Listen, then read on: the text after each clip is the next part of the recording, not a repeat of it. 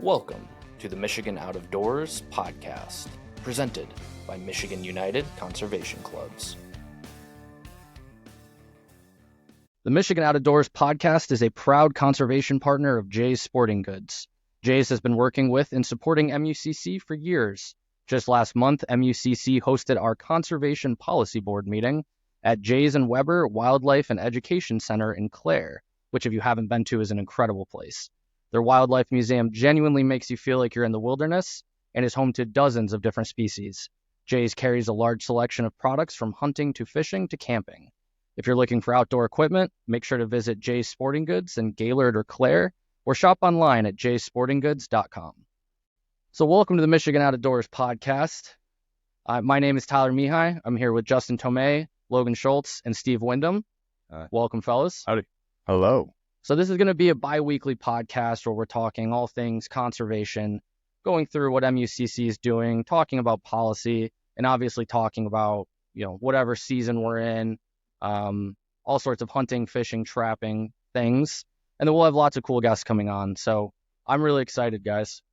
Yeah, I think we're all excited. Yeah, it should be fun. Yeah, we're relaunching. Yeah, this is round 2 of the podcast. Yeah, so for those of you who don't know, we did have a podcast, the Michigan Out of Doors podcast, a while ago. It has not been active for a while.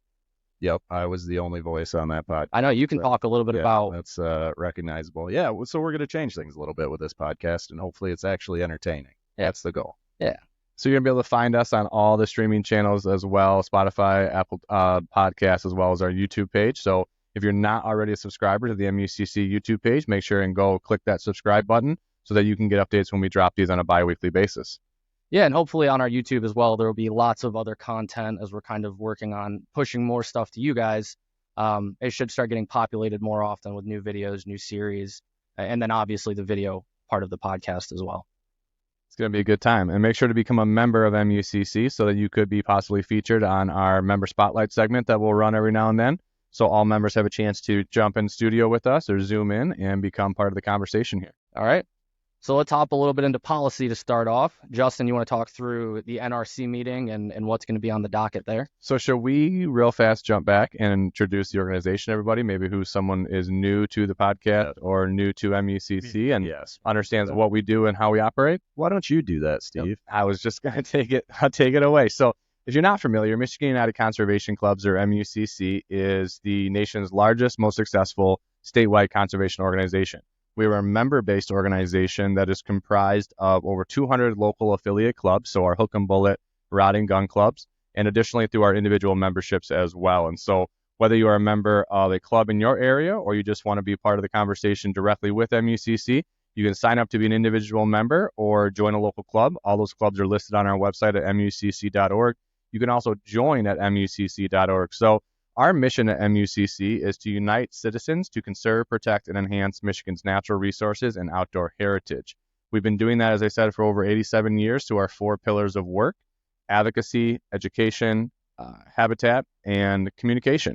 So through our advocacy work, which we'll jump into here in a minute with Justin, we take our grassroots policy, member-driven policy from our annual convention every year, and we elevate those voices in the state capitol. We have representation from every corner of the state, from Iron Mountain to Portage to Bedford, all over the great state of Michigan, where sportsmen and women can use their voice to deal with natural resources issues in their area. If a resolution or policy passes our annual convention, the team here at MUCC gets to work. And we've had some notable victories like passing the bottle bill back in the 70s. We established the youth mentor license in the early 2000s, recently, which we just expanded. And also establishing the power that the NRC holds in the 90s as a voter-led initiative to insulate our natural resources management from political and social agendas. So our advocacy work is really second to none. And if you want to get involved or you have an issue you're dealing with, all members have a voice within MUCC. So make sure you sign up and use your voice to protect the outdoor heritage that you love. Our second pillar is that education pillar. We also operate the Michigan Out of Doors Youth Camp in Chelsea, Michigan. It's in the Waterloo State Rec area, and since 1946, we've put nearly 60,000 young people through our camp to really help educate the next generation of conservation stewards.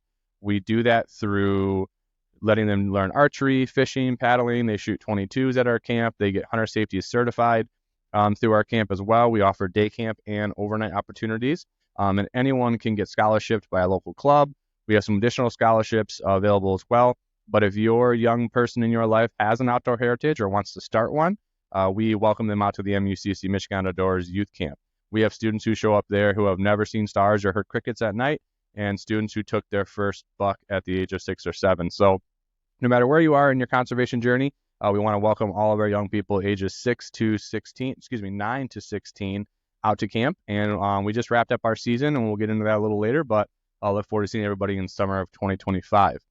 Our Habitat program, which is our other pillar, deals with the on-the-ground program. So in a partnership with the Michigan DNR, we bring together volunteers all over the state, and we do public land improvements. We do river and stream cleanups. We do brush pile building for small game. We do tree planting, invasive species removal, native pollinator planting, really getting out on those public lands and those places that we all love to enjoy and making an improvement in that habitat of that certain area. Check mucc.org to check out the next OTG event that's coming up.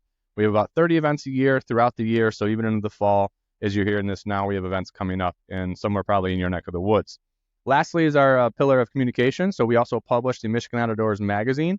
It's a benefit of our membership, so all members, individual members, receive that magazine in their mailbox on a quarterly basis.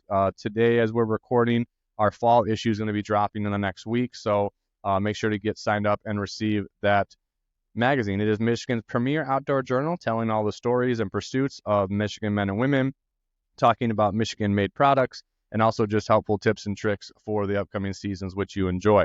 Also, our Conservation Insider is a bi-weekly newsletter that we send out about all the happenings here within MUCC, making sure that all of our memberships and even those who aren't members but sign up for that newsletter are informed on the great work that we're doing here to unite citizens to conserve, protect, and enhance Michigan's natural resources and outdoor heritage. So, in a nutshell, MUCC is Michigan's conservation movement, and we invite everyone to join and be part of the process.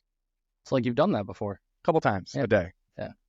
We're just doing that in the first episode, right? Yeah, that's just once for the first launch, so everybody can get to know us a little bit. That was quite a mouthful. We probably should introduce ourselves, too. I mean, this is the first episode. Nobody knows who we are. Well, Tyler introduced you, don't worry. Yeah, he said our name, but maybe we should say who we are and, what we do here. Yeah. Or what you do for fun. Or what we do for fun. Yeah. Sure. So why don't you go first, Tyler? All right. I am Tyler Mihai. I am the Director of Marketing and Communications here at MUCC. I am a fisherman. I love waterfowl hunting and deer hunting. I'm Justin Tomei. I'm the Policy and Government Affairs Manager at MUCC. I don't know, grew up hunting in northern Michigan, still fish, looking forward to getting out this deer season. And chasing gobblers is probably my favorite thing. It's good to know. I'm Logan Schultz. I'm our systems manager here at MUCC. Been here for a while. I actually hunt, unlike some of the people on this podcast as well. Big bear hunter, coyote hunter, predator hunter, do a little duck hunting, deer hunting, that sort of thing. But that's me. Awesome. And I'm Steve Wyndham. I'm the Director of Development and Membership here at MUCC. And so been here a little over 2 years, and I get to do all the fun stuff with our fundraising events, major donors, corporate partnerships, and planned giving. I do deer hunting, turkey hunting. I do a little bit of fishing. I actually started duck hunting a couple years ago as well. So trying to round out the gamut and enjoy all of Michigan's resources. Bought a cowboy hat when Yellowstone got popular too. I've had that cowboy hat a lot longer than Yellowstone's been around. You've got more cowboy hats than ducks you've shot, so. No, that's not true. Well, you have one cowboy hat. Double the number of ducks than hats that I have. Okay, so you've shot 2 ducks. All right. Now you know us. Yep, that's us. I guess we want to get into policy and let's talk a little bit about what's coming up. So the legislature is out for the foreseeable future, probably till November, December, but Good. The Natural Resources Commission is still plugging along with their monthly meetings. The next meeting is September 12th in Lansing, and really the biggest ticket on the agenda up for action is some changes to the Steelhead Amendment that they passed in November. If you remember, there was, I'm going to call it the Nyberg Amendment because he was the sponsor, where it changed the bag limit on steelhead from whatever down to 1. MUCC opposed that amendment because of a multitude of reasons. Really, one of the chief ones was the commission seemed to be getting in a bad habit of changing regulations before sunsets were up. But this new amendment this year, what it does is it kind of takes that blanket change that they passed back in November, makes it a little more stream specific so that it doesn't necessarily restrict some opportunity on other rainbows where steelhead are also present. That's probably the biggest thing up. The agenda is actually not posted for the meeting next week yet, but an issue that we're watching that MUCC is officially neutral on policy-wise is they are going to be proposing a extension of the spear fishing regulations to extend that a year to allow the department some time to gather information on kind of what impact, if any, that the spearfishing regulations have had over the past few years. So that's something that's coming on the agenda, but next week it should probably be a pretty short meeting. Just the 5 or 6 orders from August being carried over. Most of them is just cleanup language. So that's a great recap of what's coming here, Justin. Why don't you give our listeners a real quick summary of what the NRC is and how it works in Michigan? And how it affects Michigan outdoorsmen and women and what role they can play with that body. So the Natural Resources Commission is a 7-member body appointed by the governor with the advice and consent of the Senate. It is bipartisan. No more than 4 of the group can be from one political party.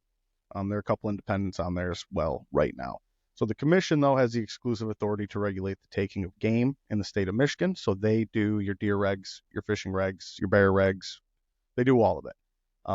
Some of you probably heard about all of the deer changes that are coming that they just passed this June. So the commission goes, they take advice from the department in drafting these memos. They take advice from stakeholders. They take advice from individuals. There's public comment at these meetings. And throughout that, they draft orders and amendments to the Wildlife Conservation Order, which is kind of the governing document, the governing set of regulations for hunting and fishing in the state. So when you think of a hunting law, it may not actually be a law. It could just be commission order that was passed. So that's the nutshell version of what they do. Can I go to an NRC meeting? Anybody can go to an NRC meeting. They are held most of the year here in Lansing. They do a couple of around the state meetings a year. In August, they alternate between Detroit and Grand Rapids.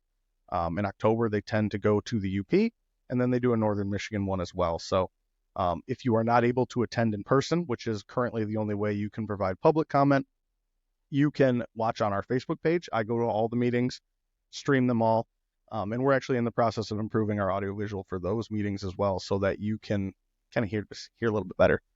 You can always also email the commission, nrc@michigan.gov. That will get to all 7 commissioners. So you as a citizen, if you want to get involved with that, you can feel free to do that. Another great way to get involved is through MUCC because, like I said, I'm at every single meeting. I testify on issues that are important to our members that we have member-driven policy on, and I communicate with commissioners regularly about those policies before and after meetings. Awesome. Good job. And I can testify as well as a individual person of the state, right? Just as any stakeholder can? Any person, yep. If you sign up the week before the meeting, you get 5 minutes if it's on topic, something on the agenda. Otherwise, you could show up the morning of, fill out this little card. They'll give you 3 minutes to go up there and yell at them if that's what you want to do. And a lot of people take advantage of that. So do not be shy to get involved. Most of the commissioners are fairly responsive if you use that email as well, though. So just like with our elected officials, it's important to stay engaged and let them hear from us in the general public to understand what we're doing and what we're dealing with and what we expect of them. The amount of people that actually get involved in that sort of stuff is shockingly small, and it wouldn't take long for you to gather kind of a rapport with your representative, your legislators, or your commissioners for that matter. The commissioners are definitely better at responding to citizen feedback than maybe the average legislator is, but you do it enough, you kind of are polite and constructive with whomever you're talking to, and they're probably going to get to a point where they're just going to talk to you whenever you want to call them or email them. Awesome. So as we see things across the country and things happening here in our state, it's important for all of us to get involved so that we can push back on the erosion of our outdoor heritage. 100%. The united front. The more of us there are, the better our issues and positions are going to be represented in Lansing. Awesome. Is there anything that we want to recap from the past months? I know we're just dropping this first episode today, but is there anything that we want to make our listeners aware of that has taken place at these NRC meetings, or changes or any updates that we really want to make sure that they know about, especially maybe going into this coming deer season? If you have been living under a rock, you probably have not seen the changes that are coming to deer hunting in Michigan. So there's a lot of expansion, especially the southern third of the state, an opportunity for antlerless take. The muzzleload season, what used to be muzzleload season, is now in any legal weapon in the Lower Peninsula, and then of course below the limited firearm zone is those legal weapons only, straight weld cartridges. The UP has some pretty dramatic changes, kind of where there was some limited antlerless take, it's more limited. But the deer's changes are the biggest one. So I would encourage you, if you are unsure about the changes in your area, to check out the hunting digests when they become available, and see what specifically has been changed. But that's been the big one this summer, and that was a multi-month long process that I was partially involved in through the Deer Management Initiative, and then several months of commission meetings before they finally landed on the regulatory package that passed. Awesome.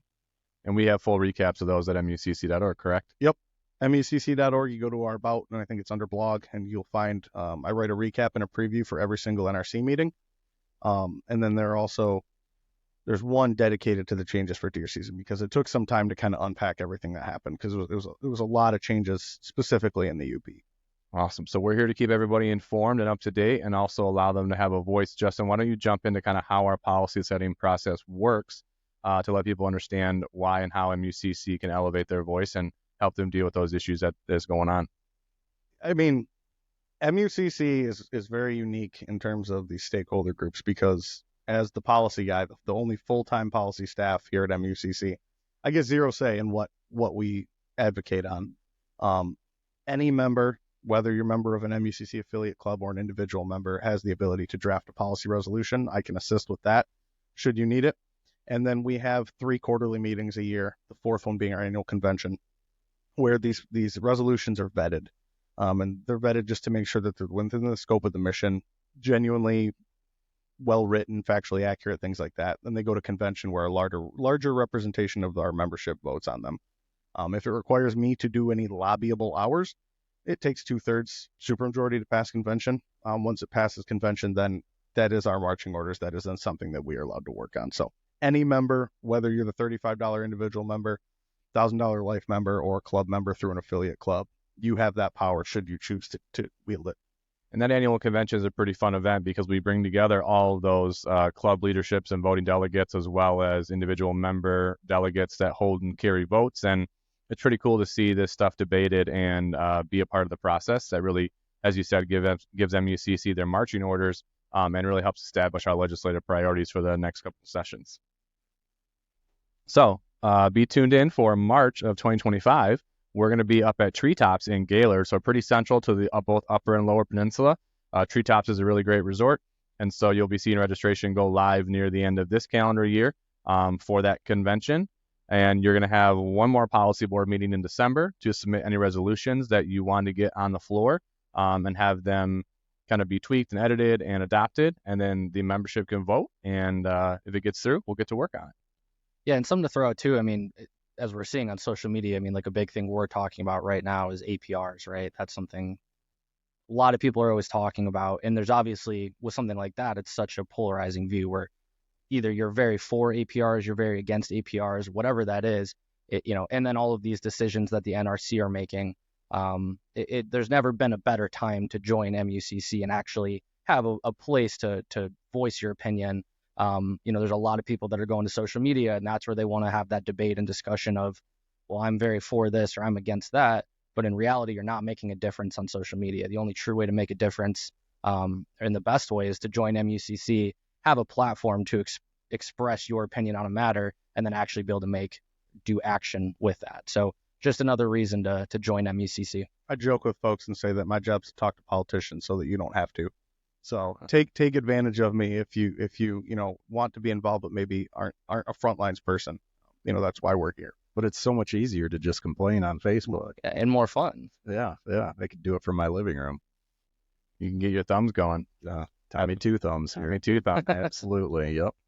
And also too, it's important that all the stances that MUCC takes, like the APR issue right now on our Facebook, we have a survey going on.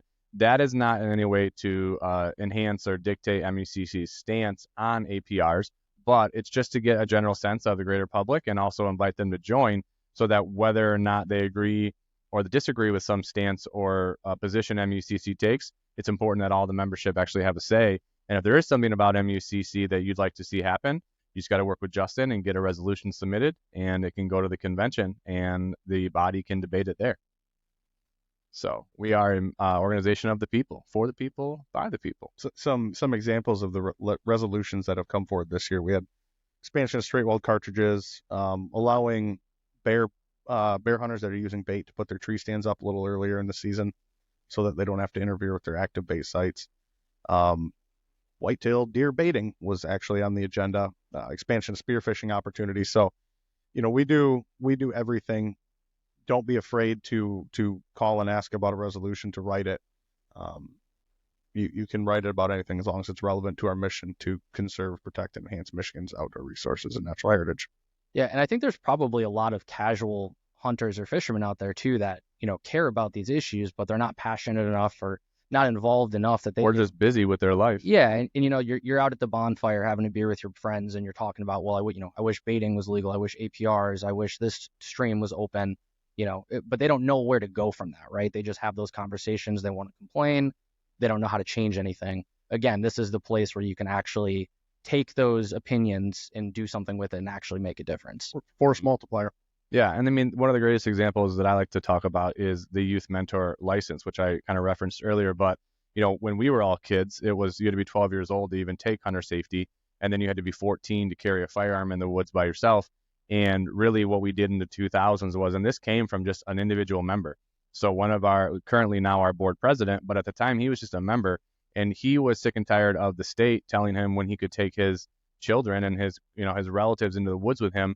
And so he came to MUCC, he submitted a resolution to create and establish a youth mentor license. It actually failed the first year at convention because people didn't really understand what it was all about. So he came back again. He didn't give up. He didn't kind of throw the towel in, but he came back the next year. It passed our convention, and MUCC got to work on establishing the youth mentor license. And within a year later, he was sitting with the governor in Lansing, signing the bill into law that established the youth mentor license, which is for hunters ages 9 and under.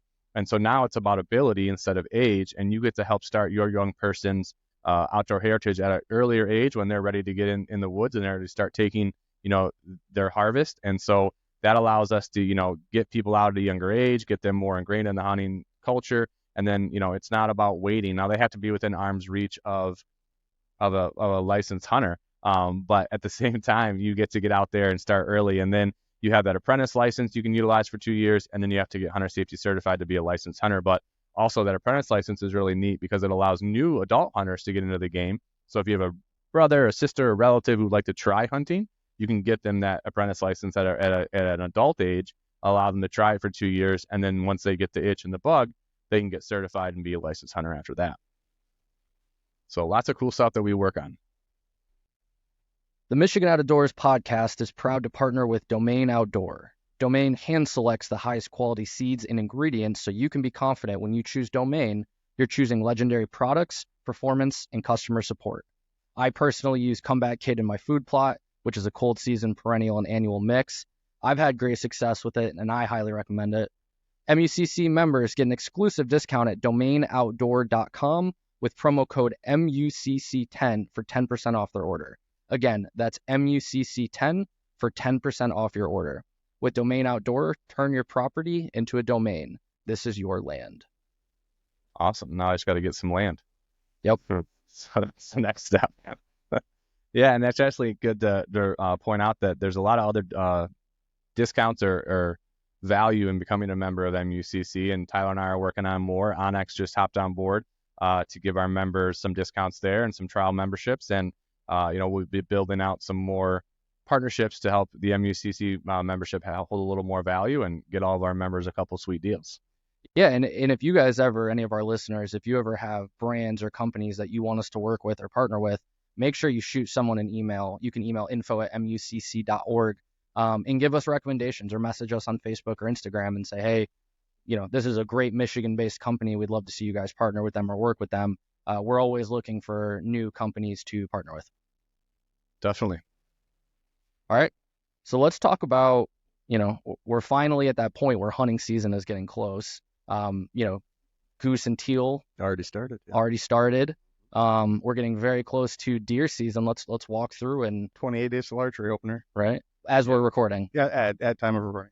Yeah, and at the time of recording, our youth hunt opens up in less than 2 weeks now, and so all of our young people 16 and under will have that weekend to get out there, as long as with our veterans, to be out on the weekend to get that early harvest in and get the kids outdoors. September 14th and 15th is our youth weekend this year. And if you didn't know, MUCC does an annual calendar fundraiser that has all of these dates listed in the calendar for you. So it has all of your application periods, all of your openers, your closers, all of the seasons. It has our convention dates. It also has the outdoor show dates that you'll see MUCC at with Outdoor Rama, Ultimate Fishing Show, as well as the Ultimate Sportsman Show in Grand Rapids. So stay tuned for the 2025 calendar, which will be dropping here soon, and never miss a day outdoors. Are you guys taking your kids out for youth hunts? I will be, yeah. So my 11 and 13-year-old boys will be out with me this year. My uncle has some property in Owasso that we're going to hit up this year, and hopefully get them both their first deer. So that'll be a fun trip. My 5-year-old asked if she could shoot a deer this year, and I'm told her probably not because her little baby finger's not strong enough to pull the trigger. But we've been in the backyard practicing with the crossbow, so I don't think this is the year that she's going to get to hunt. But I'm definitely going to get her out more in the woods this year. And for those that don't know, this is the last year, as of now, that a youth can take a buck. Yep. Yeah, the Liberty and Independence hunts are going to be antlerless only starting 2025. So it was the last chance to get a buck during that hunt. The commission has expressed, I don't want to say interest, but some amount of desire to maybe revisit that, since it doesn't take effect until next year. But yeah, so I want to get out. I want to take my 5-year-old, but yeah, I got to shoot the deer for her. No, Like on the social media I post. put the crossbow in front of her, and I showed her how to manipulate it on one of those bog death grips, and I'm like, I want you to aim, and then when you get the crosshair on the white dot, I just want you to lean back so I can look. And she started like 6 feet off. And by the end of the hour we were practicing, she was on the target at least. But yeah, I'm like, it's not like, just flinging some arrows or 22 at a backstab. Yeah. You got to be a little more disciplined than that. So My 11-year-old shoots left eye dominant, so he shoots left-handed right now. And so that was the deciding factor. I couldn't understand why he was off so much to the right. So we switched his eyes up, and now he can drive tacks pretty good with his 350 Legend. So it's been a fun time teaching those boys how to do it.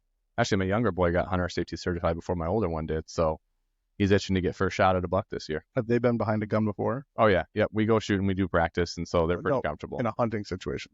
Yes. And actually, right? No. No. We actually went out last year together, and one of them just wasn't ready to pull the trigger yet. So we had some good experience watching deer and seeing kind of how they move and how to interact with them. But when got him in the crosshairs and just wasn't ready to make that step yet. So hopefully it's this year. I think I shot my first deer. It was either the inaugural youth hunt or the second one, 100 years ago. I was 14, so I took advantage of that. Shot this little dinky 4-point thing in Antrim County. So yeah, I'm no stranger to it. But See, I feel like I'm the outlier here. I didn't shoot my first deer until I was 25. Mm-hmm. Adult onset hunter. Yeah, I was. Yeah. So was I. It's not a big deal. Yeah. I mean, I shot my first deer when I was like 13, but then I didn't hunt again. Yeah. So until college. No, I always wanted to. I just never had the opportunity. And then, you get old enough and you find those interests, and then you just make it happen. And shot a doe my first time and was hooked ever since. So I imagine that's even more for a kid. I mean, Yeah. getting the opportunity to learn that at such a young age and have someone teaching you, and it just makes it all so much easier. For us, I think it was just he didn't know kind of what came next because he's never been with me through a full harvest. Like he's never been there for the shot, for the tracking, Because you for the never shot for the deer gutting. before. Yeah, you wish.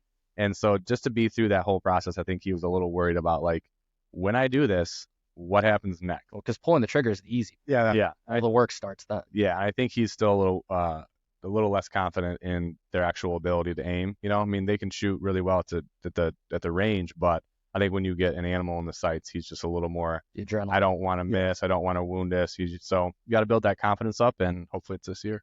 I've been pretty lucky. I have a spot about 15 minutes from my house. So on weekends when I don't travel up north or something, I'll go there and hunt. And so I've been able, like I've shot a couple deer, called my wife, said, hey, bring Mia out. Yep. Walk back to the truck, meet him there, and then take Mia out on the track. So she's had her little arms inside of a deer as I dress it. Nice. And she's generally my heart holder. She'll carry the heart upwards for me. So That's good. You take a big bite out of it. yeah, well, we haven't done that yet, but she's definitely not afraid to get bloody. That's good. Yeah, mine at least an hour drive to wherever I hunt. So that's the hard part.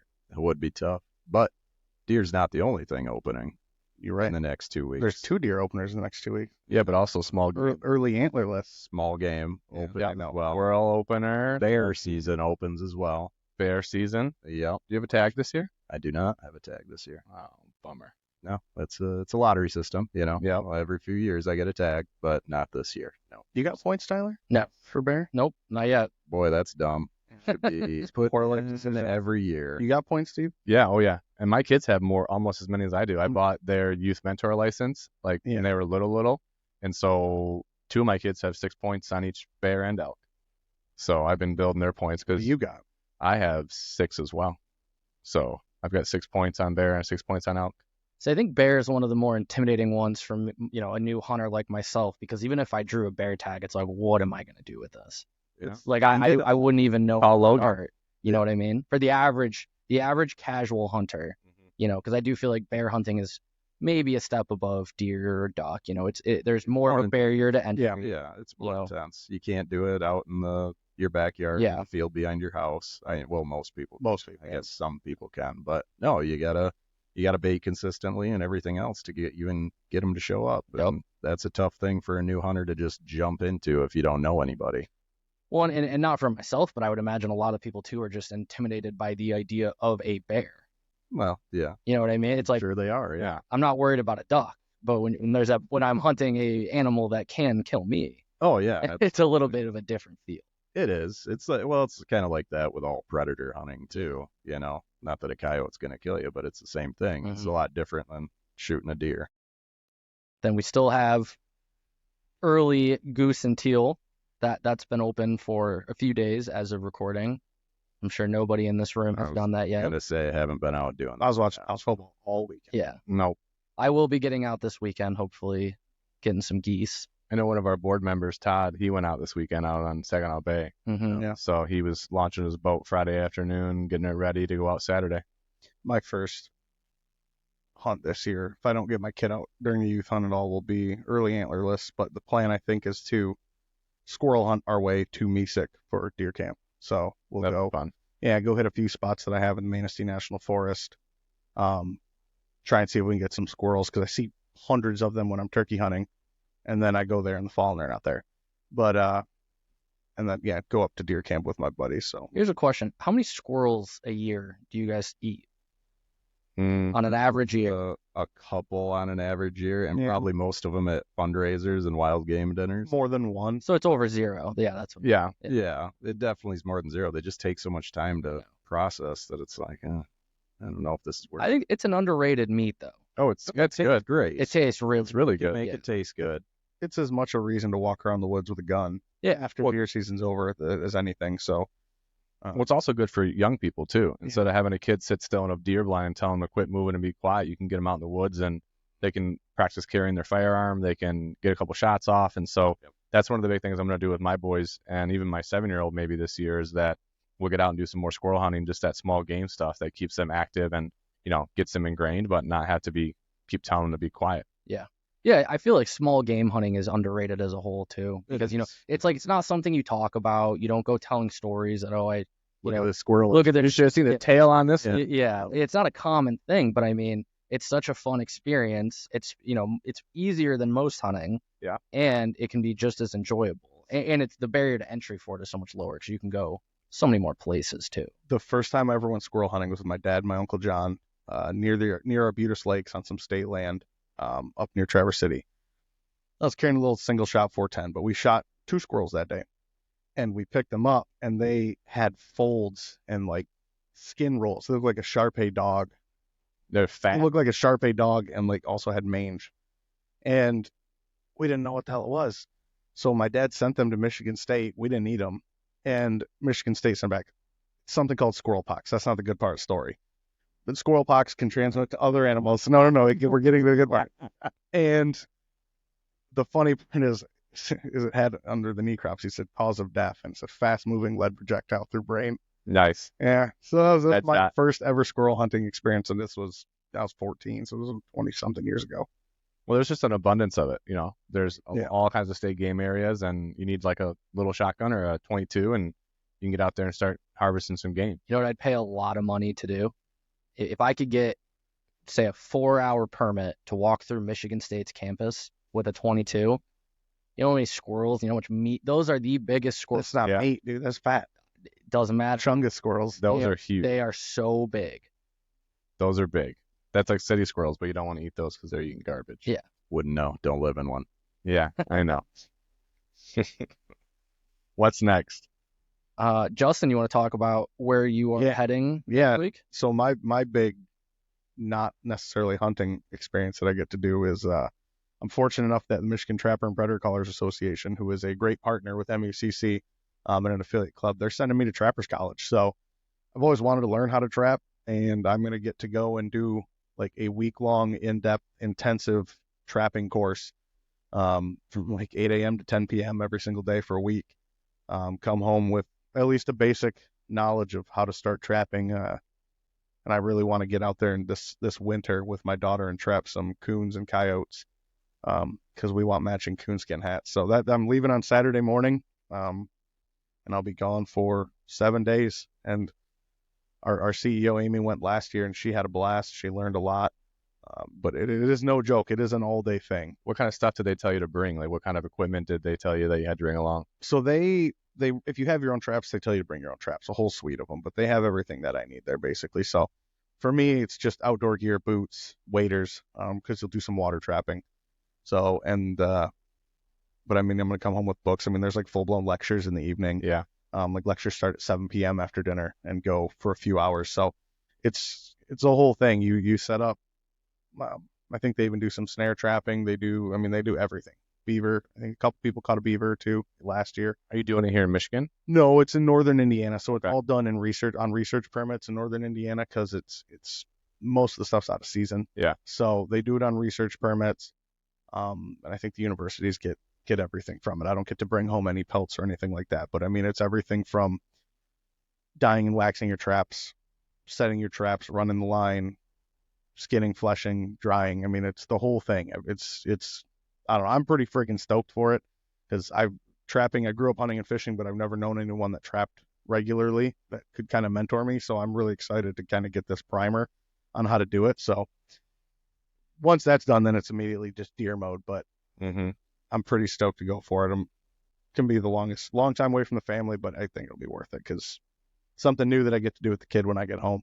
Yeah, and it also gives you a better appreciation of that side of the outdoor heritage that we, strive to protect. I think trapping is one of the things that can be under the most scrutiny or kind of be on the chopping block for that social agenda that doesn't like the idea of it, but doesn't understand the priority it plays in management and habitat and all those things. And so to give you a better understanding of that lets us represent the trapping community better here at MUCC. That's why Amy, our CEO, went last year, and Justin's going as well. And I'd love to do it down the road too, but it's something that we Shameless plug. Yeah, right. Just say MANTCPA. MTVCA. Yeah, let me know. But no, it's cool to be able to get that hands-on experience and allow us to speak better to that side of the equation and also protect it and conserve it more. Yeah, I mean, if you look at the polling numbers, I think Michigan Wildlife Council did this poll a number of years ago, but 90-something% of Michiganders support legal regulated fishing, 80-some-odd% support legal regulated hunting. But that number's in the 50s for trapping. So yeah, it'll be A, cool to learn how to trap. B, it's going to let me represent trapping interest in this state better. Awesome stuff. So what's up next on our agenda in our inaugural episode of MUCC? Yeah. We're going to try to highlight members, highlight clubs on a regular basis. Yeah, so that's one of the cool things about being an MUCC member moving forward is you are going to have opportunities to be doing things with us, coming in and being on the podcast when we start, our new YouTube video series where we're going to be, hopefully going out and hunting and fishing and recording it and bringing members with us. So, one of the perks of MUCC membership is having the opportunities to come in and meet with us and pick our brains and just have some cool experiences while you do it. Yeah, tell stories and kind of help expand the horizons for others as well. Every club does something cool. So if your club's doing something cool or your sportsman's club, shooting range, whatever you want to do, email one of us, email info@mucc.org. And maybe you'll get a chance to spotlight that. So it's just going to be an opportunity for us to kind of let our clubs tell their story and take advantage of it. Yeah. We're always looking, to find ways to talk about our members, our affiliated clubs, all of that. So if there's anything that any of our listeners ever feel would be worthwhile, being talked about on the podcast, make sure you do send one of us an email and just kind of say, hey, I think this would be really cool. This is what's going on. We love hearing from you guys. So any opportunity to reach out, please do so. Yeah, there's also lots of other ways to get engaged through a lot of our fundraising events. We do 2 different charity shoots for sporting clays, one on the west side, one on the east side as well. We just launched our first golf outing this year, which we were up in West Branch. We've got a pheasant hunt coming up in October. So mark your calendars for October 18th. We're going to be at Rooster Ranch in Ubley. And also just looking for conservation partners as well. So we'll be highlighting some of those. You heard Jay Sporting Goods was one of our conservation partners, as well as Enbridge Energy and a handful of other local businesses that really want to have a culture of conservation in the workplace. So if you do work somewhere that's a large or even a small employer, again, reach out and get us engaged with the right person, and we can help establish that culture of conservation with lunch and learns and volunteer events. So if you're, as great as it is to go and stuff lunches at a food bank or some sort of homeless shelter, we can do a lot of cool volunteer days with your employee base outdoors and getting hands-on with conservation. So our Conservation Partners program is great for all businesses and corporations in the state that want to be able to, really give back and be part of that movement with us as well. All right, let's play a fun game. Who uses the most unique deer hunting caliber? Raise your hand. Oh, it's me. Yeah, that's me. What do you shoot? 32 special. That's okay. I've shot more deer than you with it. Okay. Wow. Yeah, so iron sights too. Oh yeah. It's a yaw gun. Traditional. So I win that game. What do I? Yeah, you win I definitely win that. What do you win? You win the most expensive ammo. Accurate. Yeah. Yeah. It's very expensive. It's worth it though. It's worth it. There's nothing better than a lever gun and dropping a deer. Nothing better. I don't know. I've never been disappointed watching a deer fall. Oh, that's true. That's accurate. There's something about that lever action. Who uses the most basic caliber? Me. Yeah. 350? Oh no. Well, I have a 350. Downstate, yeah. Yeah. 30-6 for upstate. No, I use it. I'm no basic like mock. I was saying that in a mocking connotation almost because I have a 6.5 Creedmoor that I deer hunt with. So people make fun of that one all the time. Yeah, I would too. Hey, I went in to buy a new rifle. They didn't have 308. They had 6.5, and I said that's good enough. You won one too. I did. Won. Were you paid I wrote a check, so I for a second didn't octave? really win. Oh yeah. But Over at Rob's thing, right? yeah, at one of our banquets, I bought a Bergara B14 Wilderness Hunter, and it's fixing to sight it in probably during early doe season. When I go up north, I'll probably sight it in, but I got scope and rings ready. I just got them. You haven't shot it yet? I haven't shot. I was gonna sight it in on Friday, and I texted Tyler Friday night, and I'm like, dude, I forgot to order rings to mount my scope to go sight it in. So I told him duct tape. yeah, I was gonna get some little foam, That- little like sill seal or something Yeah. for some padding, and just duct tape it on there. But no, I got the rings now, so I'll probably just take my old deer rifle up with me for early antlerless, and then sight it in before I leave, so it'll be ready for rifle proper. Nice. A big thank you to one of Michigan Out of Doors conservation partners, Greenstone Farm Credit Services. Greenstone provides financial services to the agricultural industry, including short, intermediate, and long-term loans, equipment and building leases, life insurance, crop insurance, and accounting and tax services. Greenstone also specializes in residential and country home loans and provides lending products for the purchase, improvement, construction, or refinance of residences along with financing future home sites and recreational land. For more information, visit greenstonefcs.com. Those are some good guys too at Greenstone. They come to our annual Michigan Outdoors Youth Camp charity shoot every year at Multi Lakes Conservation Association in Commerce Township, and they send a good group of people there, and they help crack some clays with us to That's a good support time. that event. All right, so we're going to talk about some of the on-the-ground events that just happened or are coming up. So this last weekend, we had our fall rendezvous in the Pigeon River Country State Forest. So we were joined by the Rocky Mountain Elk Foundation and the DNR Wildlife Division. And we had a group of volunteers go out, and they helped plant oak trees, removed fencing, and built some new enclosures. So the emphasis of this was to improve habitat for a variety of wildlife, but elk were kind of the major animal that we were working on improving habitat for. So thank you to everyone that came out for that. And again, if anyone's looking to sign up for any of the future events, check out our website under programs and on the ground, and you can find the calendar for all of those events. All right, coming up for On the Ground program, we have the sharp-tailed grouse habitat enhancement in the Hiawatha National Forest, which is Chippewa County. That'll be on Friday, September 13th from 10 a.m. to 2 p.m. in partnership with the U.S. Forest Service and the UP Resource Conservation and Development Council. This will be for a warm season grass planting event, and this project aims to reestablish specific grasses to enhance areas of the region to boost sharp-tailed grouse populations. Again, that is Friday, September 13th from 10 a.m. to 2 p.m. If you have any questions or would like to sign up, go to MUCC.org, go to the On the Ground program, and look at all of the events there. And where's Chippewa County at, Steve? In the state of Michigan? Where at? I don't know. It is in the eastern Upper Peninsula. Okay, good for you, Mr. Atlas. Thank you. Additionally, on Saturday, September 14th, we have the dam improvement project at the Blind Sucker Flooding in Luce County. Steve, where's Luce County at? Luce County is in the UP There we go. Very We good. know that one. as well. We are partnering with the Michigan DNR for a dam improvement project. Project will involve moving gravel around the dam to mitigate erosion, planting native plants, and removing invasive species. For more information on that, again, go to mucc.org under the On the Ground program, and you will find all of these events and all future events that are a little bit farther out. So make sure to sign up for those and help make a difference in our environment.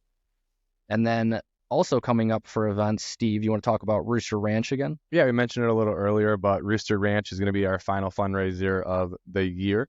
We're going to be doing a European-style hunt with a great lunch, and then followed by a field hunt as well. We'll be at Rooster Ranch in Ubly, Michigan. Registration is open now at mucc.org, and you can come out. You have to provide your own ammo, but you're going to get a country breakfast. You're going to be able to do an awesome warm-up on sporting clays. You're going to do a great tower hunt. You're going to do a gourmet lunch, and then we're going to have a field hunt to clean up the fields. Everybody's going to go home with some protein and some birds that are cleaned and ready to cook when you get back. So get signed up and come and support conservation and a fun day of shooting. What county is that in? Where's Don't. Ubly at? Ubly is up in the Thumb. I don't know the county that it's in now. It is in the Thumb. And so we're taking registrations now, and it's going to be a full day. We're starting at 8 a.m., I think, and we'll be done probably around 4. And once all the firearms are stowed and put away, we'll have a couple of cold beverages to recap the day and, still tell everybody thanks for coming out and supporting us. Good. There's a lot of room still available for that event. There's lots of room available for the event. We've got total capacity of 134 people, and registrations are climbing, but still lots of room. There's also lodging available at Rooster Ranch. So if you are a little farther away, but you still want to come out, they do have rooms available at the lodge at Rooster Ranch. You can come and stay the night before and have yourself rested for a great day of pheasant hunting. So I've actually hunted Rooster Ranch. I'm probably the only one here who's done that. I know you haven't, Steve. It's a great facility. It's a lot of fun to hunt. They've got some great fields, real nice lodging facilities, nice little bar there too. So, yep, sign up. And a chef in-house that'll be cooking our breakfast and lunch that day. Yeah, so if you like the podcast and want to come meet some of the hosts, come out there and join us. Should be a really great day. How many days of field are you going to get this year, Steve? At least one. Over under 3. Over 3. Okay. Over 3. If you count spring turkey. No, we're talking just I went out like not at least 4 times for spring turkey. small game opener to end of deer season now in mid-January. At least a dozen. No way. I will definitely take the under. I got We're in the soundboard. yeah. No, I'll be out bow opener. I'll be out A youth gold weekend. Detroiter. I'll be out for early antlerless and That's it. no. Early antlerless is one of my favorites because it's the first time Well, yeah. that fall, each fall that my buddies and I go up to deer camp together. So Well, now it's on public land this year, which is cool too. So I don't have land usually to hunt early antlerless, but this year I will be on public land trying to bag a doe. All right, thanks everyone for listening. This was a great first episode. There will be many more coming bi-weekly. Make sure you follow us on social media at MUCC1937 on Facebook, Twitter, and Instagram. And look for this on YouTube, Spotify, or Apple Podcasts. Again, thank you everyone for listening, and we will see you in a couple weeks.